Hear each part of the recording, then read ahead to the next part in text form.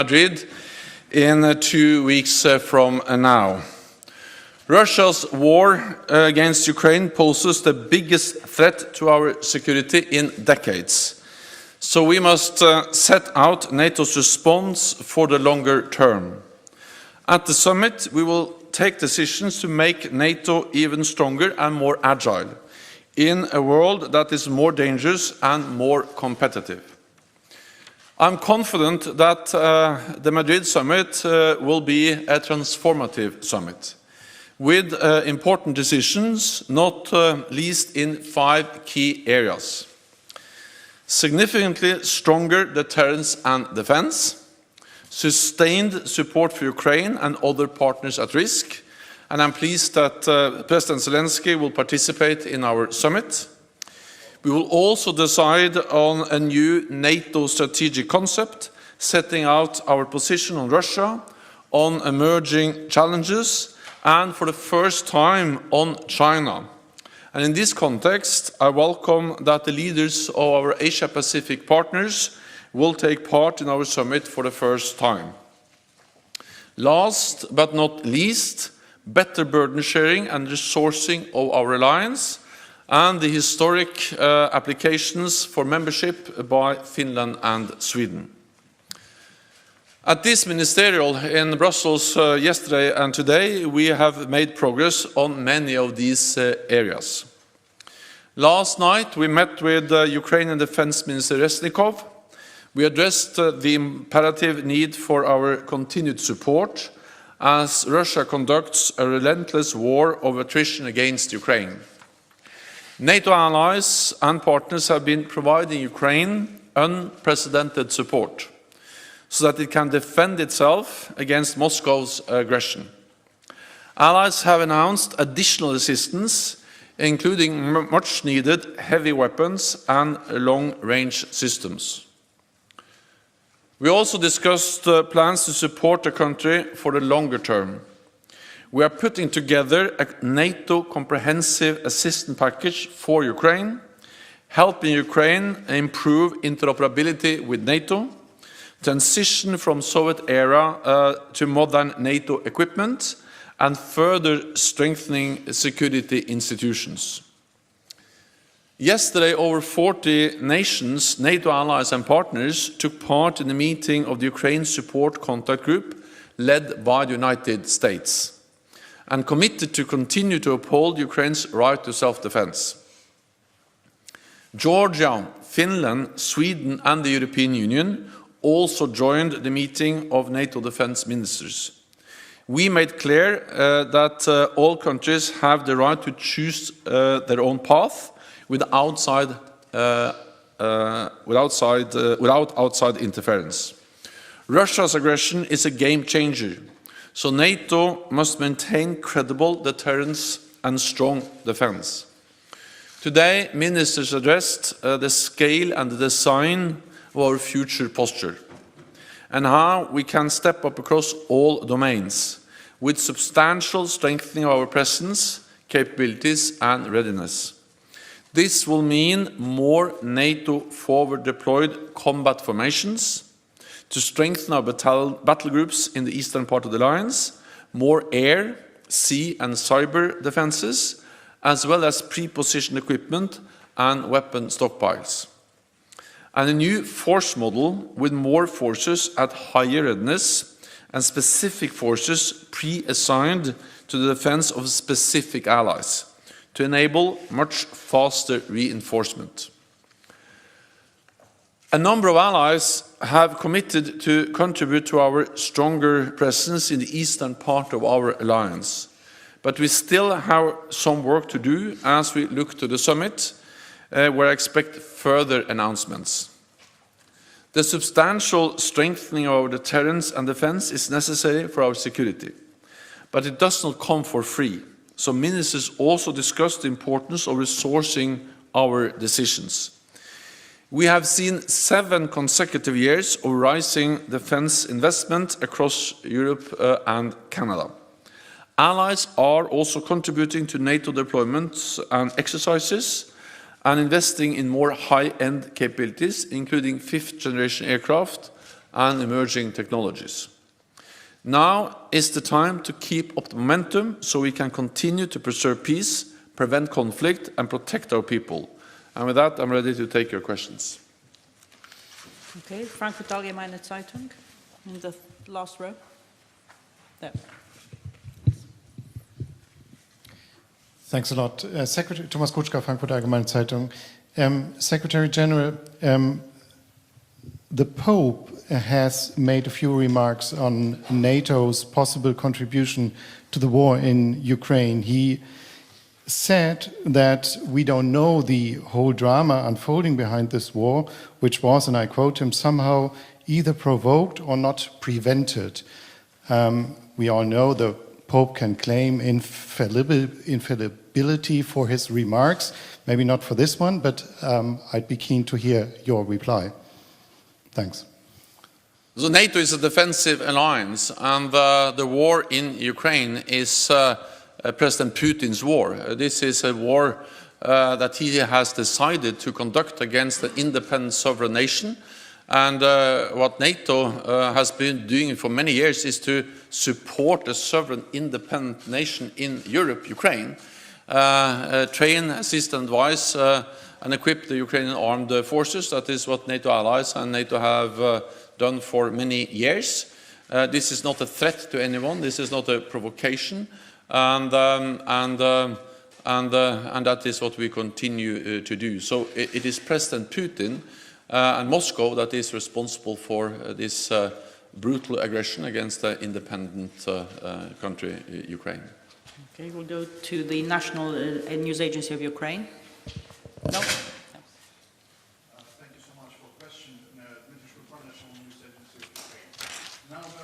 Expectations in Ukraine because of a big three visiting Ukraine. I mean, leaders of France, Germany, and Italy. I'm just curious if they consulted NATO before coming to Kiev from the security and military point of view, and how that visit could be influencing the future cooperation in military field between the NATO and Ukraine. And a short follow-up, if I may. If Ukraine now is fighting for NATO values using the NATO weaponry, is it the right time to raise a question or consider the future membership of Ukraine in NATO? Thank you. I welcome that leaders of NATO allied countries go to Kiev and visit Ukraine and meet with the political leadership, meet with President Zelensky, and also see the atrocities, the result of the brutal aggression by Moscow and President Putin in Ukraine. I think that is important to demonstrate solidarity, to convey a clear political message, and also, of course, to have that opportunity to consult with the political leadership in Kiev. We are also, of course, consulting with the political leadership in Kiev, here in Brussels, in different NATO capitals. We had the Defense Minister Resnikov participating in the meeting yesterday. And, of course, we also consult among ourselves between NATO allies, as we also did yesterday in the dinner where we had the European Union, Finland and Sweden, together with Minister Resnikov and all 30 NATO allies, discussing the way forward in our support to Ukraine.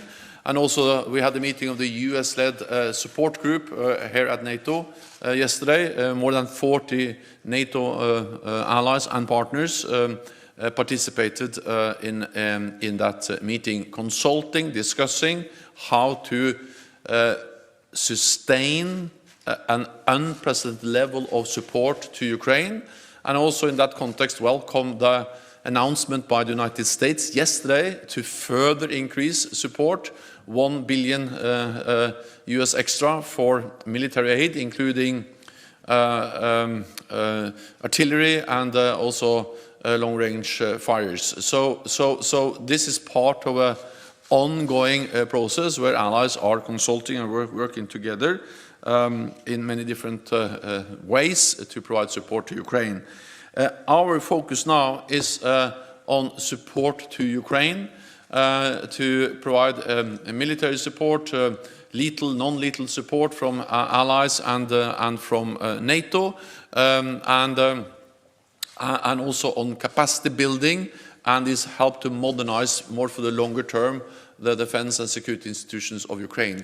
Let me add one more thing, and that is that NATO allies have provided support to Ukraine since 2014, training tens of thousands of Ukrainian soldiers, and also helped to equip and strengthen the Ukrainian armed forces. It's first and foremost the bravery, the courage of the Ukrainian armed forces that are now able to fight back against the invading Russian forces, but the NATO support for many years is also making a huge difference on the battleground every day. Okay, we'll go to Politico.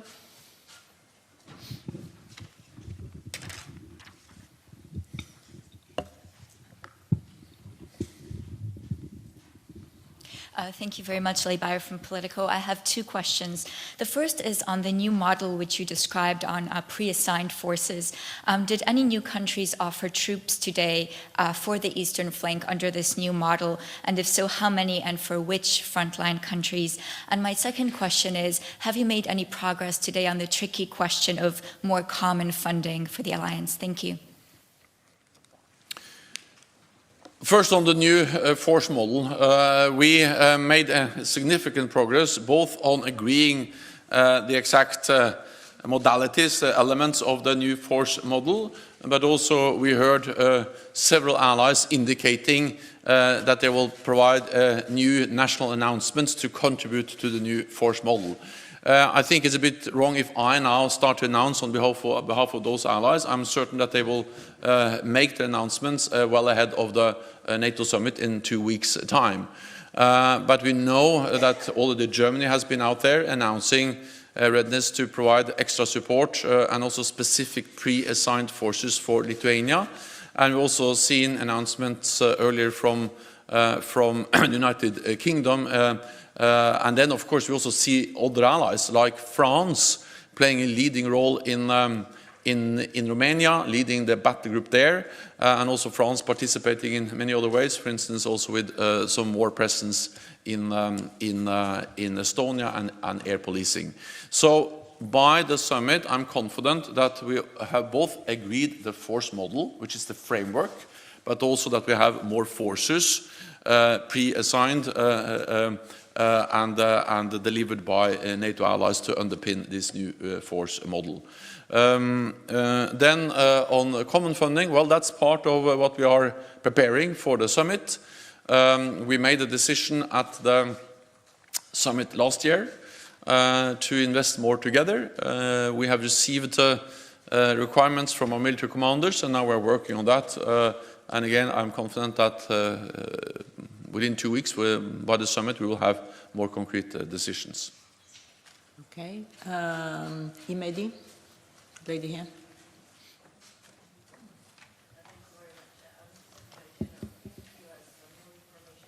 Taylor support document and about the meeting you had with the Georgian minister and also about Madrid summit. Georgia is expecting that Madrid summit will make some concrete steps and messages for Georgia with regard to the open door policy. So what is your main aim and what should Georgia expect? Thank you so much. Well, I met with the Georgian defense minister yesterday, and he also participated in the meeting yesterday evening, and we stressed, and allies and I myself underlined the importance of stepping up support, both political support and practical support, for allies that are vulnerable for Russian interference. And of course, Georgia is very much among them, because Georgia has already suffered the consequences of a military intervention from Moscow. They did so in 2008, and therefore we are now working on how we can provide more support and how we can further strengthen our partnership with Georgia. And it was a very constructive and good meeting with the Georgian defense minister, and allies also expressed the need to further step up the cooperation with our close partner, Georgia. Well, as again, it's for the summit to make final decisions, but I expect that when leaders meet, they will recommit to our open door policy and also restate what we have said before since the Bucharest summit on Georgia and NATO membership. NPR, Deutsche Welle. Up here. Thank you very much, Juana. Mr. Secretary General, some of the Baltic states in particular have expressed some discomfort with this new model, the fact that the troops wouldn't actually be stationed on their own territory. They're asking for the persistent presence, boots on the ground on their territory. So if the frontline states don't feel that this makes them more secure or they're not confident, is that really fulfilling the purpose of this new model? And secondly, on the question of grain getting out of Ukraine, are you already putting time into forecasting when and whether there will be new conflicts arising over food insecurity that perhaps NATO may have to respond to in the maybe not so distant future? Thank you. So first on the new force model, I am confident that within 2 weeks at the summit we will agree a force model, and not only a model but also that allies are ready to provide the necessary forces to fill that model with content, with strength, with forces that will reassure all allies that we are delivering across the whole alliance, not only the East, on strengthening our deterrence and defense in a more dangerous and competitive world. The new force model also consists of many different elements, but when it comes to the land component, and especially in the eastern part of the alliance, we speak about mainly 3 pillars. One is increased forward presence with more combat operations. And we have already actually increased our presence. Just over the last months, we have doubled the number of battle groups in the east from 4 to 8, from the Baltic countries down to the Black Sea. And for instance, France is then in lead of the battle group in Romania, and other allies have also stepped up. Second, allies are ready to increase further the number of combat troops, combat formations forward deployed, including with more command and control, which is essential to be able to organize, facilitate reinforcements. The other main, so this is partly more forward presence.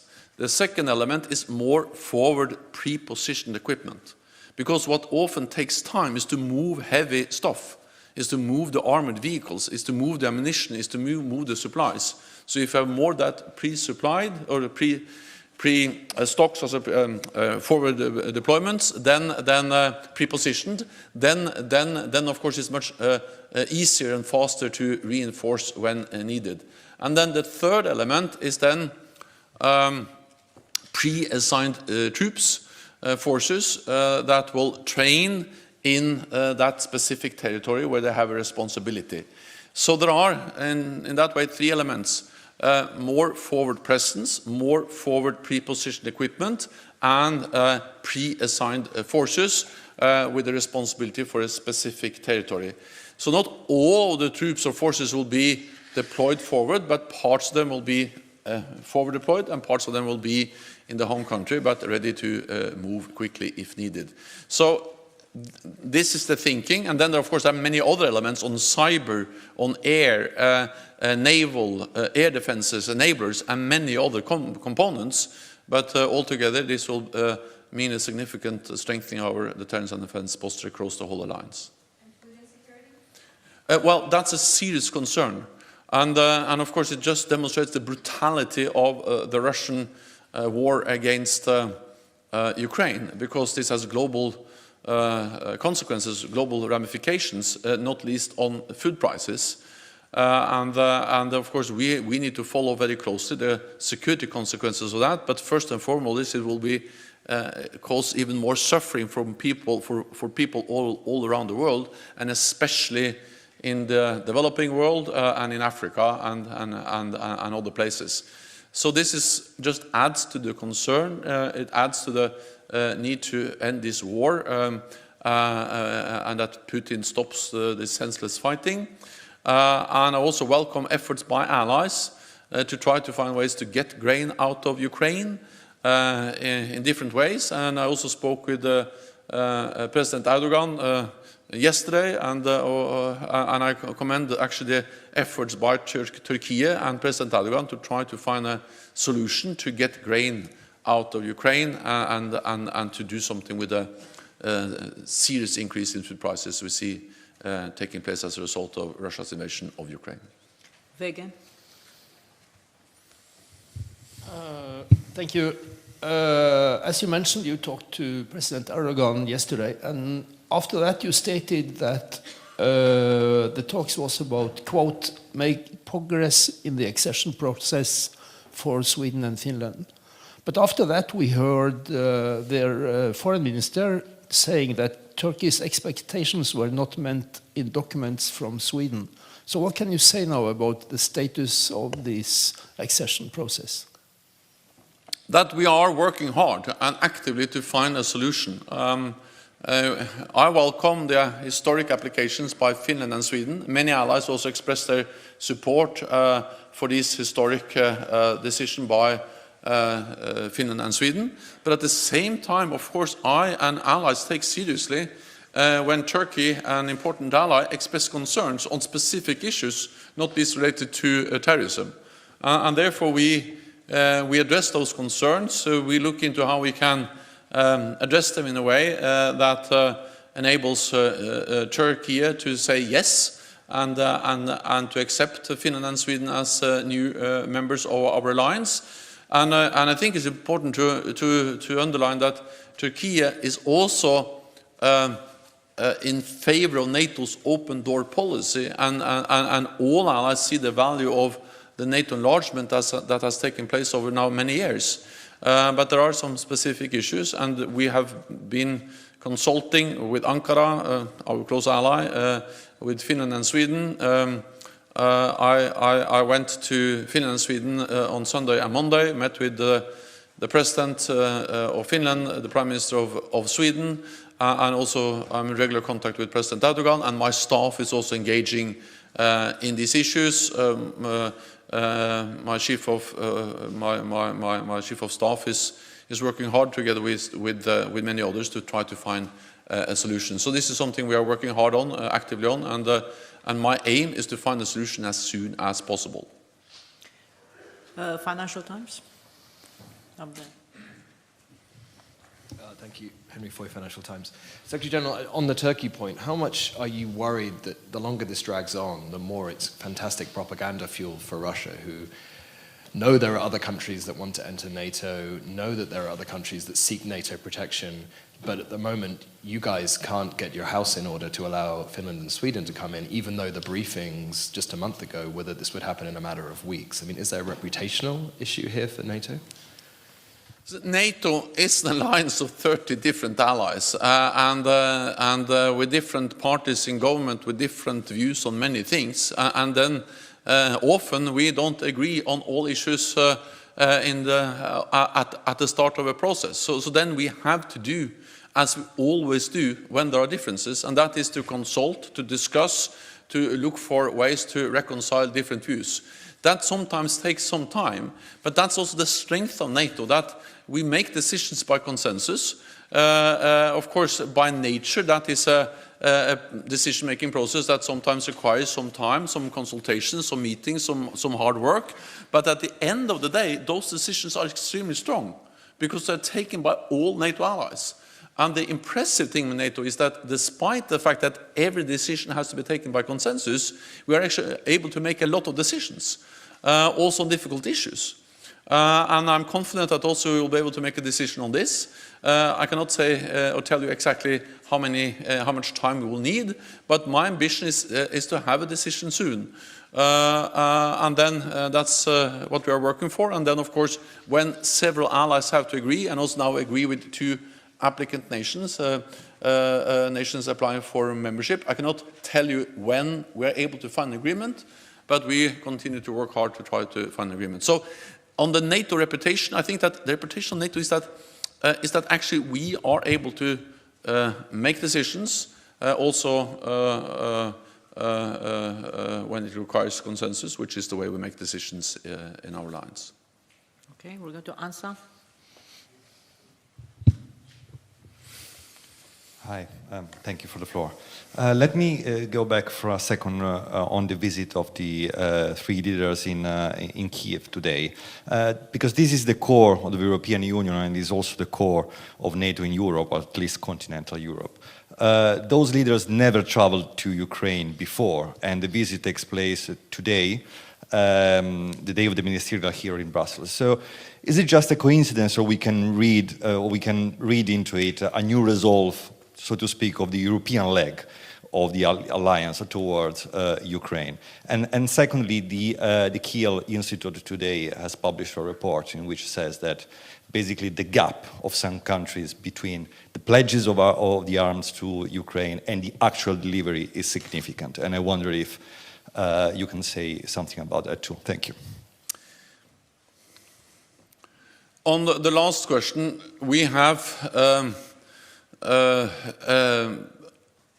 our military, there's a very substantive work of military commanders of all allies and partners involved to get equipment over to Ukraine as fast as possible. That's a huge logistical undertaking, and we were, for instance, briefed by Todd Walters, who is the US commander in Europe, but he's also the NATO commander, the SACEUR, and he briefed us on these efforts and how EUCOM, or the US command in Europe, is working with other